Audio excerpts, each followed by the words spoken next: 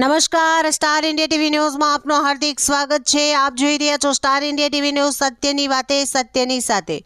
શ્રી હસ્તેશ્વર શાળા દાહોદ લીમખેડામાં રમતગમત દિવસની ધામધૂમથી ઉજવણી કરવામાં આવી।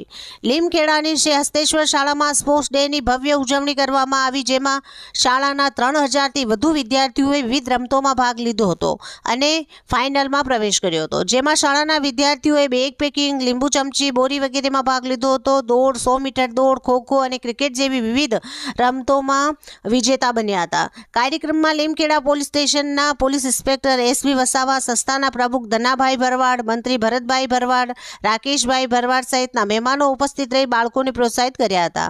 પીઆઈ એસવી વસાવાએ વિજેતા બાળકોને ટ્રોફી અને મેડલ આપી સન્માનિત કર્યા હતા અને રમતગમત ક્ષેત્રે પ્રગતિ કરે તેવી શુભેચ્છાઓ પાઠવી હતી।